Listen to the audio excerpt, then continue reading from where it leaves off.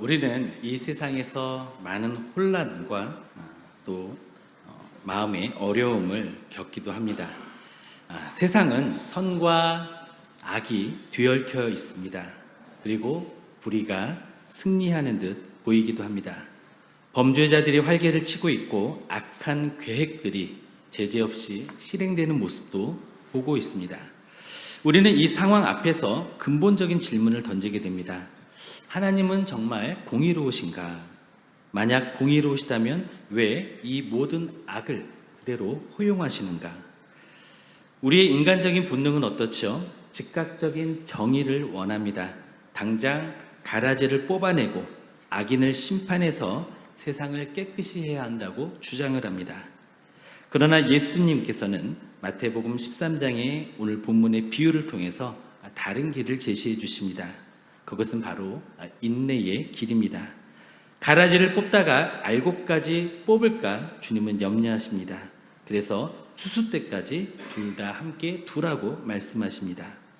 이 비유는 하나님의 나라가 이 세상에서 어떻게 작동하는지에 대해서 근본적인 진리를 담고 있습니다. 우리가 이 복잡하고 모호한 현실 속에서 어떻게 살아가야 하는지, 그리고 우리의 궁극적인 소망이 어디에 있는지를 오늘 본문은 말씀해 주고 있습니다. 함께 살펴보겠습니다.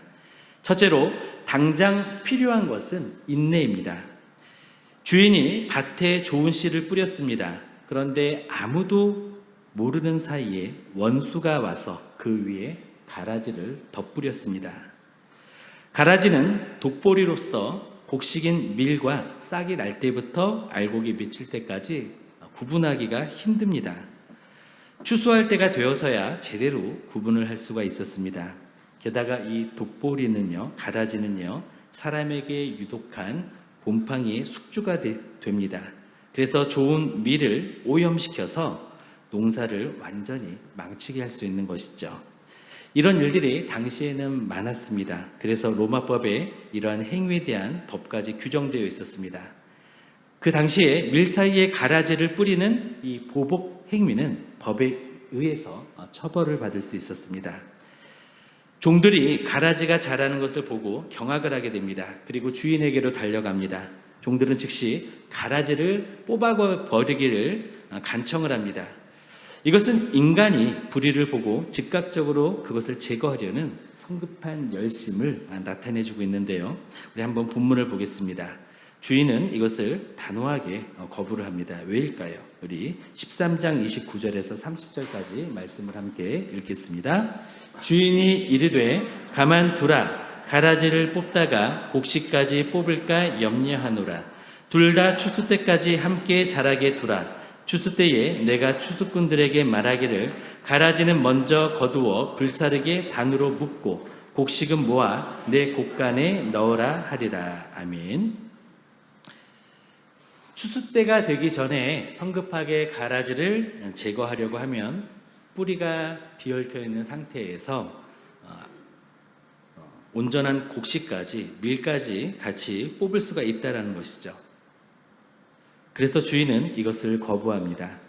예수님 당시에 유대인들이 이해하지 못했던 것들이 하나 있었습니다. 그들은 예수님께서 마치 가라지를 뽑아내시듯이 로마 제국을 뒤엎기를 원하셨습니다. 그리고 또 헤롯 왕에 대한 그의 권력에 대한 또 그의 통치를 갈아엎기를 원했습니다. 즉 무력적인 심판으로 주님께서 세상을 바로잡고 하나님의 나라를 이 땅에 세우기를 원했던 것이죠. 그러나 예수님은 다른 계획과 다른 방법을 가지고 계셨습니다. 그런데 그 당시의 유대인들의 그런 모습이 오늘날 우리에게도 고스란히 있습니다. 그래서 우리도 당장 정의와 공의가 이루어지기를 바라면서 성급하게 나서려고 할 때가 있다라는 것입니다. 그런데 주님은 왜 성급하게 가라지를 뽑아내지 않으셨을까요? 가라지를 뽑다가 곡식도 같이 뽑아버릴 수 있기 때문에 그렇습니다. 하나님께서는 그렇기 때문에 심판을 지연하십니다. 그런데 이것은 공의의 부재가 아닙니다. 오히려 자기 백성을 보호하고 구원을 완성하시고자 하시는 하나님의 섭리인 것이죠. 하나님께서는 사람이 제한된 정보를 가지고 또 제한된 판단력으로 성급한 판단과 실수로 인간적인 정의를 이루느라 그러한 곡식, 알곡을 해야 하는 그러한 실수를 하지 않기를 원하십니다. 만약에 하나님께서 지금 당장 또 우리에게 완전하고 명확한 심판을 실행하신다면 어떨까요? 우리 안에 있는, 우리는 지금 온전한가요? 우리는 온전한 알곡의 상태에 있나요? 우리 안에 있는 모든 죄악에 대해서 낱낱이 심판하신다면 그 누구도 살아남을 수가 없을 것입니다. 또한 알곡과 가라지가 구별되지 않는 현재의 모호한 상태는 우리에게 한 가지 유익을 주는데 바로 믿음의 훈련을 준다는 것입니다. 우리가 지금 우리나라가 굉장히 안정된 어떠한 상황을 유지하다가 지금 굉장히 좀 불안정한 어떤 시기를 우리가 지나고 있습니다. 그러니까 어떻죠? 우리가 지금 기도가 절박해집니다. 나라를 위한 기도. 그리고 국제 정세가 얼마나 어렵습니까? 또 환율은 계속 오르고 있고 또 그런 관세 문제 등 굉장히 어려운 난제들이 우리 앞에 있습니다. 그리고 세계는 지금도 전쟁 중이고 우리나라도 지금 보이지는 않지만 눈에 보이지 않는 전쟁이 진행되고 있는 상황에 있습니다. 그러한 가운데서 우리는 절실하게 기도하고 있죠. 기도하게 되죠. 더군다나 이 세상은 어떻습니까? 알곡보다, 곡식보다 가라지가 더 무성한 것 같습니다. 악인이 득세하고 있어 보입니다. 우리는 그러할 때일수록 정의와 공의가 바로 당장 지금 실현되기를 원하고 있습니다. 그러나 거시적인 관점, 전지적인 관점을 가진 하나님께서는 우리에게 무엇을 요구하고 계실까요? 바로 기다리라 라고 말씀하십니다. 오늘의 비유는 바로 기다림에 대한 것입니다. 더 나아가서 이 비유의 핵심은 바로 인내입니다. 밭의 주인이신 하나님의 인내가 먼저 있죠. 그리고 그 하나님의 뜻을 따르는 종들의 인내가 이어집니다. 하나님은 더 많은 사람들이 구원을 받을 수 있도록 긍휼을 베푸십니다. 그래서 심판을 늦추십니다. 종들은 하나님의 나라가 느리고 또 꾸준하게 임할 것이라는 그러한 기대와 긴장 속에서 이제 또 인내해야 하는 것이죠. 쇼생크 탈출이라는 영화 보셨습니까? 거기에 보면 그 앤디 듀프레인이라는 주인공이 나옵니다. 그는 억울하게 살인죄를 뒤집어 쓰고 감옥에 갇힙니다. 그는 그곳에서 당장 나는 무죄라고 격렬하게 저항하거나 분노에 휩쓸리지 않습니다. 대신 묵묵히 시간을 견디고 그의 소망을 준비합니다. 그는 작은 망치 하나로 20년 동안 벽을 파고 탈출을 계획합니다. 그리고 결국 탈출하게 됩니다. 그의 탈출은 하루아침에 이루어진 기적이 아니죠. 오랜 세월 동안 꾸준히 준비하고 견뎌낸 인내의 결과입니다. 소망을 잃지 않고 현재를 충실히 살아내는 능동적인 힘, 이것이 바로 능동적인 인내입니다. 우리 역시 마찬가지입니다. 우리는 악이 공존하는 이 세상에서 살고 있습니다. 그리고 이 세상은 마치 감옥과 같이 느껴질 때가 있습니다. 그러나 우리는 이 악이 영원하지 않다라는 것을 알고 있습니다. 그리고 언젠가 추수할 때가 올 것이라는 것을 확신합니다. 그래서 우리는 오늘을 수동적으로 흘려보내지 않고 희망을 준비하며 능동적으로 인내할 수 있어야 하는 것입니다. 두 번째로 미랄의 사명에 집중해야 합니다. 이 비유에서 집주인, 좁은 씨, 가라지, 원수가 의미하는 바는 무엇일까요? 예수님께서 이 비유에 대해서 제자들에게 직접 설명해 주셨는데요. 우리 36절부터 40절까지 함께 말씀드리겠습니다.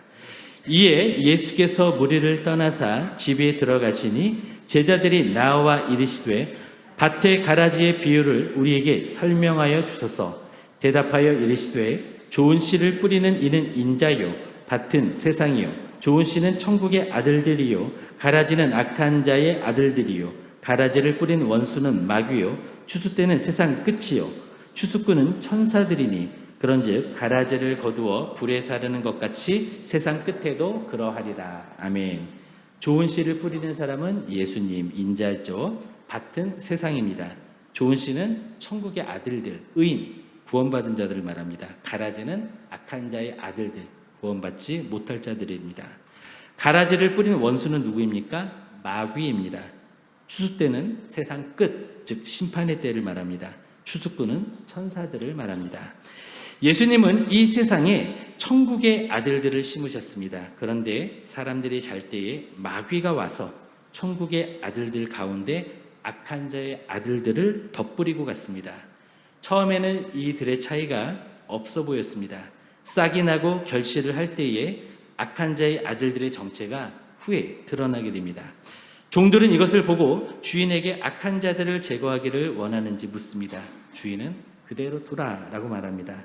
악한 자들을 제거하느라 천국의 아들들까지 함께 뽑힐 수 있기 때문이죠.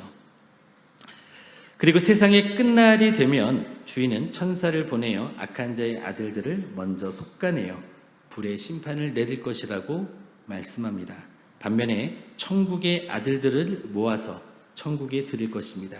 그리고 천국의 아들들은 아버지의 나라에서 해와 같이 빛날 것입니다. 밭의 주인의 종들은 가라지를 뽑는 데 초점을 맞추고 있었는데요.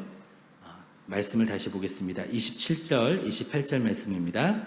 집 주인의 종들이 와서 말하되 주여 밭에 좋은 씨를 뿌리지 아니하였나이까? 그런데 가라지가 어디서 생겼나이까? 주인이 이르되 원수가 이렇게 하였구나. 종들이 말하되 그러면 우리가 가서 이것을 뽑기를 원하시나이까? 원수들이 심었다라는 그 말에 그러면 가서 우리가 이것을 뽑기를 원합니까? 이렇게 묻습니다. 종들은 지금 어디에 집중하고 있죠? 지금 곡식, 알곡에 집중하고 있는 것이 아니라 바로 가라지를 제거하는 것에 집중하고 있습니다. 그러나 주인의 관심은 알곡에 있었습니다. 알곡이 상하지 않고 잘 자라는데 마음이 있었습니다. 우리는 이 본문을 보고 내가 종이 되어서 내가 가라지를 뽑으려고 하는 심판자가 되려고 하는 그런 성급한 열심을 경계해야 합니다. 교회의 사명은 무엇일까요? 가라지를 뽑는 것일까요? 씨를 뿌리는 것일까요? 교회의 사명은 씨를 뿌리는 것이 되어야 합니다. 우리는 세상의 악을 규탄하고 징벌하고 뿌리를 뽑을 권한이 없습니다. 그것은 바로 주님께 속한 일입니다. 우리는 세상의 악을 제거하는 일에 우리의 시간과 에너지를 모두 쏟아서는 안 됩니다. 우리의 사명은 무엇입니까? 우리가 심겨진 이 세상에서 예수 그리스도의 복음의 씨앗을 계속 뿌리는 것입니다. 우리 스스로 좋은 열매를 맺는 일에 집중하는 것이죠. 그리고 내 마음속에 있는 죄와 싸우고 가정과 교회 안에 연약함이 있다면 그것을 돌보는 일을 해야 합니다. 우리는 그것만으로도 너무나 벅찹니다. 우리는 그것만으로도 너무나 많은 도전에 직면하게 되는 것이죠. 그리고 이 세상의 완전한 심판은 오직 그리스도께서 재림하실 때 그분이 하실 일입니다. 그래서 우리는 그 심판과 공의와 정의를 주님께 맡겨야 합니다. 이러한 상황에서 우리가 현재에서 우리가 두 가지 극단에 빠질 수가 있는데요. 하나는 남을 성급하게 판단하고 정죄하는 것입니다. 그리고 그러한 일에 너무 열중하고 열심을 가지는 것입니다. 우리는 이것을 피해야 합니다. 두 번째 극단은 세상의 악에 무관심해서 모든 것을 그냥 방치하고 수동적으로만 있는 것입니다. 그저 두 손 두 발 놓고 있는 것이죠. 우리가 할 수 있는 가장 적극적인 정의 실현이 있습니다. 우리가 할 수 있는 것은 무엇입니까? 악을 규탄하고 시위하는 것이 아니라 기도하는 것입니다. 무엇보다 우리는 세상의 악을 보기 전에 우리 안에 있는 죄를 먼저 살펴보아야 합니다. 우리 안에 있는 가라지 같은 세상적인 정욕과 욕심이 있는지, 우리 안에 더러움과 또 죄악된 욕망들이 있는지 이것을 먼저 찾아보고 주님 앞에 회개해야 합니다. 내 안에 가라지를 제거하는 것이 바깥의 가라지를 뽑으려는 시도보다 우선해야 한다는 것이죠. 성급하게 정의를 실현하려는 인간적인 충동은 참 위험합니다. 소설 빅토르 위고의 레미제라블을 보면 여기에 자베르 경감이 등장을 합니다.